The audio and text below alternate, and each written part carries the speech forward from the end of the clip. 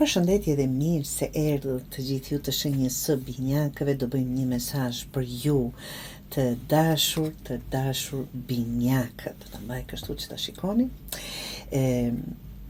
Kjo nuk është një periudhë për reagime impulsive.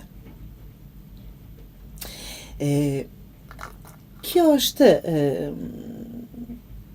një periudhë për analizë të ftohtë, një analizë të ftohtë dhe vendime të arsyetuara. Sidomos në situata që kanë qenë të paqarta apo të ndjeshme deri tani të dashur binjak. Kjo letër të fton të mos i japësh më shumë pushtet ndjenjave binjak, më shumë se fakteve. Ka diçka që kërkon një zgjidhje logjike, jo emocionale. Nëse je përballë një vendimi të rëndësishëm, shikoj shifra, detajet e realitetin, jo ndjesin momentale. Në anën tjetër, mos e shtyp emocionalitetin totalisht. Qëllimi është të përdorësh mendjen për të ndërtuar apo drejtuar ndjenjin, jo për të mbytur atë. Në praktikë kjo letër do thoshte mos merr vendime në presion emocional. Merr kohë për të analizuar. Mos u përfshi në drama apo debate që të shterrojnë energjinë. Ruaj fokusin në qëllimin kryesor apo për më gjëra më rëndësi.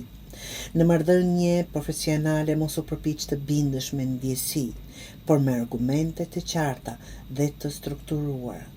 Në anën financiare, bëj llogari të qarta përpara çdo investimi apo shpenzimi. Të dashur binjakë, kjo periudhë të sfidon në fakt të tregosh pjekuri mendore, jo reaktivitet.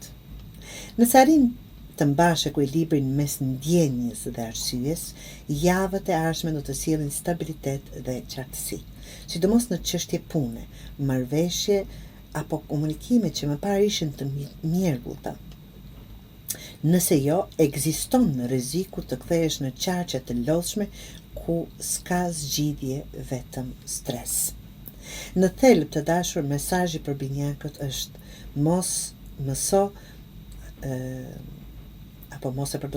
mëso të përdorësh zemrën